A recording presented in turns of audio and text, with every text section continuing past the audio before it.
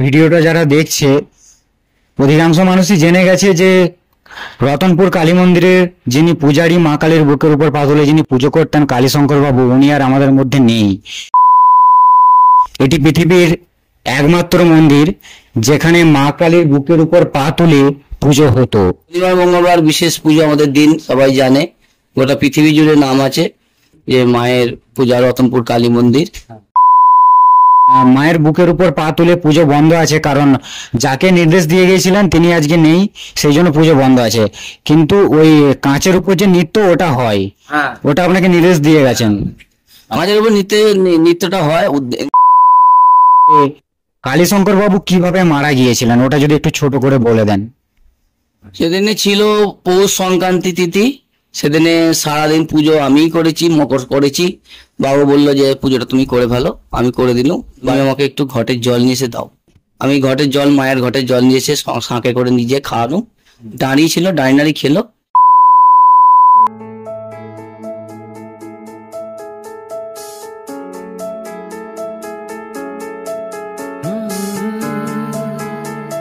নমস্কার বন্ধুরা, আমরা এখন এমন একটি মন্দিরে আছি, এটি পৃথিবীর একমাত্র মন্দির যেখানে মা কালীর বুকের উপর পা তুলে পুজো হতো। এই জন্যই বললাম কারণ এখন আর সেই পুজো হয় না, কারণ মা কালী যাকে নির্দেশ দিয়েছিলেন, যাকে বর দিয়েছিলেন এই পুজো করার, তিনি আর আমাদের মধ্যে নেই। তিনি হলেন কালীশঙ্কর সাঁতরা, কালীশঙ্কর বাবু। আর এখন যিনি পুজোর দায়িত্ব আছেন তিনি হলেন কালীশঙ্কর বাবুর জামাই, আর উনি মারা গেছেন আজ থেকে 6-7 মাস আগে। পৌষের সংক্রান্তিতে উনি মারা গেছেন। আজকে যিনি বর্তমানে মন্দিরের দায়িত্বে আছেন রতনপুর কালী মন্দিরের, ওনার সঙ্গে আমরা জেনে নেব যে আসলে কি হয়েছিল। ওনার সঙ্গে জানা অজানা অনেক কথাই আমরা জানবো। আপনারা ভিডিওটা প্রথম থেকে শেষ পর্যন্ত দেখতে থাকুন। সুশান্ত বাবু, আপনি কেমন আছেন প্রথমে বলুন। ভালো আছি, ঠাকুরের দয়ায় ভালো আছি। আচ্ছা, তো এক কথায় আমি যেটা প্রথমে আপনাকে জিজ্ঞেস করব যে রতনপুর মহামায়া মন্দির, রতনপুর কালী মন্দির এখন কেমন আছে? রতনপুরের মন্দির ভালোই আছে, বাবুর দয়াতেই ভালো আছে, মায়ের দয়া ভালো আছে।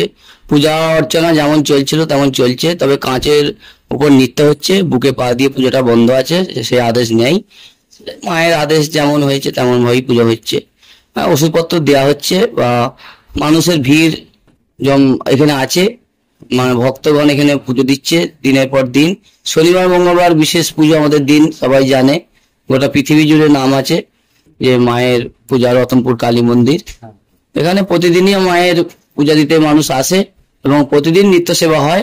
সেইভাবে আমাদের পূজাটা চলছে এবং ওষুধপত্র দেওয়া হচ্ছে মানুষের দুরোগ্য ব্যাধি মুক্তি করার জন্য। যে আদেশ দেওয়া আছে ওষুধপত্র দেওয়ার, সে ওষুধপত্র দেওয়া হচ্ছে, বা মানুষের ব্যাধি মুক্তিও হচ্ছে। মানুষের ব্যাধি মুক্তি হলে মানুষই বলবে, ভক্তরাই বলবে মায়ের কাছে এসে যে ভালো হচ্ছে কি কারো হয়নি। হ্যাঁ, সবারই তো ভালো হবে না, তাহলে তো রামকৃষ্ণ দেব তো তাহলে যেত না। বাবু চলে গেছে, বাবু শারীরিক অসুস্থতা ছিল, সেরকম কিছু থাকে না, স্ট্রোক জাতীয় রোগ হয়েছে, হৃদরোগে আক্রান্ত হয়ে মানে মারা গেল বাবু। তো যাই হোক, এবার স্যার চরণ ধরেই আছি, বা মায়ের চরণে বসিয়ে দিয়ে গেছে, সেভাবে পূজা অর্চনা হচ্ছে। তবে কাঁচের উপর নৃত্য হয়, হ্যাঁ, শনিবার মঙ্গলবারে বিশেষভাবে কাঁচের উপর নৃত্য হয়ে পুজো হয়। এখন মায়ের বুকের উপর পা তুলে পুজো বন্ধ আছে, কারণ যাকে নির্দেশ দিয়ে গিয়েছিলেন তিনি আজকে নেই, সেই জন্য পুজো বন্ধ আছে। কিন্তু ওই কাঁচের উপর যে নৃত্য ওটা হয়, ওটা আপনাকে নির্দেশ দিয়ে গেছেন। আমাদের উপর নৃত্যটা হয়, আমাকে দিয়ে গেছে নির্দেশ।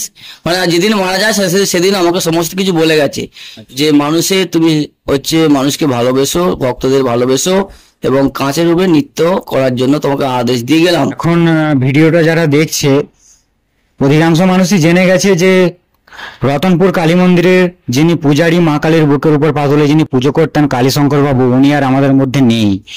তবে নতুন কিছু মানুষ আছে যারা জানে না, তো তাদের জন্য আমি আপনাকে আরেকবার রিকোয়েস্ট করব যে কালীশঙ্কর বাবু কিভাবে মারা গিয়েছিলেন ওটা যদি একটু ছোট করে বলে দেন। সেদিনে ছিল পৌষ সংক্রান্তি তিথি, সেদিনে সারাদিন পুজো আমিই করেছি, মকর করেছি। বাবু বললো যে পুজোটা তুমি করে ফেলো, আমি করে দিলাম। বাড়িতে ছিল, এবার বাড়িতে লাগার ঘন ঘন ডাকছে আমাকে, কিন্তু আমি বলছি দেখো পুজো করতে হবে। তো বলছে না তুমি এসো না, আমি তোমাকে সব অনেক কিছু কথা বলবো, অনেক কিছু বলছে। অনেক কিছু বুঝিয়ে গেল। হ্যাঁ, বুঝিয়ে যা একসঙ্গে খাওয়া দাওয়া করেছি, বসে খাওয়া দাওয়া করেছি, বাবুর সাথে বসে খাওয়া দাওয়া পূজা আদা করেছি। কিন্তু পূজা আদা করার পর মানে আমাকে অনেক কিছু বুঝালো, আমি বুঝতে পারলাম না যে আজকে যে কিন্তু মানুষটা চলে যাবে। যাই হোক সেই দিন মানে আমাকে বললো যা জি বলে গেছে সেই ধরনের আমি পূজা আদা করছি। আর আমি বাড়ি গেছি 8টার সময় রাত্রি মন্দির থেকে। আবার ফের আমার জামাই এসেছিল, জামাইকে দেখে দিতে বললো, জামাই ছিল, আমার একটা কাকাও এসেছিল। এবার আমি ফের আবার বাড়ি থেকে আসলাম যে ঠাকুর দাদুর শরীর খারাপ। ঠিক আছে আমি যাচ্ছি এক্ষুনি। ডাক্তারকেও ফোন করেছিল, ডাক্তারও এসে পৌঁছে গেছে। তারপর আমাকে বললো যে আমার তো কিছু হয়নি, আমার তো ভালোই আছি, তুমি আমাকে একটু ঘটের জল নিয়ে এসে দাও। আমি ঘটের জল, মায়ের ঘটের জল নিয়ে এসে সাঁকে করে নিজে খাওয়ানো। দাঁড়িয়ে ছিল, দাঁড়িয়ে খেলো, খেয়ে দাঁড়িয়ে আছে, মারা গেল। অধিকাংশ মানুষই জেনে গেছেন যে রতনপুর কালী মন্দিরের পূজারী কালীশঙ্কর বাবু আর আমাদের মধ্যে নেই। ওই দিন প্রচুর ভিড় হয়েছিল, আমিও এসেছিলাম খবরটা শুনে। আমি খবর পেয়েছিলাম দুপুরের দিকে, সেদিনই আমার লাস্ট আসা ছিল। আবার 5-6 মাস বাদে আমি আসলাম। আমি এই জন্যই আসলাম যে জানতে আসলাম, মানুষকে জানাতে আসলাম যে এই মন্দির এখন কেমন আছে। কারণ যে মানুষটার জন্য এই মন্দিরে এত ভিড় হতো, সেই মানুষটা আজকে নেই। আমি আরেকবার জিজ্ঞেস করব সুশান্ত বাবুকে যে এই মন্দিরে উনি থাকাকালীন যেমন ভিড় হতো এখনো কি সেরকমই ভিড় হয়? হ্যাঁ, এখন সে বলেই গেছে যে আমার চেয়েও আমাকে বলেছে যে আমি যখন পুজো করছি বুকে পা দিয়ে, তুমি না করলেও দেখবে আমার চেয়েও তোমার বেশি যাত্রী আসবে, ভিড় হবে। সত্যি তাই, সেই বাবুর মানে আশীর্বাদ আছে মাথায় আমার। এখন মাথায় আশীর্বাদ দিয়ে দেখেছেন এক ছবিটা, ওখানে ছবি আছে, মাথায় হাত দিয়ে আমাকে আশীর্বাদ করেছিল। যে প্রশ্নটা জানার ইচ্ছে আমার, সেটা আমার নিজেরই বলতে পারেন, এটা আমার খুব জানার ইচ্ছে। কারণ আমাদের বাড়িতে উনি যেবার গিয়েছিলেন, মানে আপনি তো জানেন আমি কালী পুজোর দিন এসেছিলাম, সারা রাত এখানে কাটিয়েছিলাম। তো ওই সারা রাত কাটানোর পর উনি তারপর থেকে আমাকে খুবই ভালো পেতেন। উনি বলেছিলেন যে এত এত ভক্ত এই মন্দিরে ভিডিও করতে আসে, এত এত সাংবাদিক আসে, কিন্তু তুমি যে রাত কাটিয়ে দিলে, তুমি আমার মনে জায়গা করে নিয়েছো। আর উনি আমাকে তারপর থেকে সপ্তাহে সপ্তাহে 2-3 বার করে ফোন করতেন, কেমন আছি, কি করছি, এইসব খবর নিতেন। উনি আমাকে বলে গিয়েছিলেন যে আমাদের বাড়িতে উনি আবার একবার যাবেন, কিন্তু সেই যাওয়ার হলো না। উনি তারপরেই শেষ নিঃশ্বাস ত্যাগ করলেন। এটা আমার খুবই জানতে ইচ্ছে করছে, এই যে উনি কালীশঙ্কর বাবু এই চত্বরের মধ্যেই থাকতেন, কখনো মন্দিরে বসে থাকতেন, কখনো বাড়িতে থাকতেন, কখনো এখানে শুয়ে থাকতেন।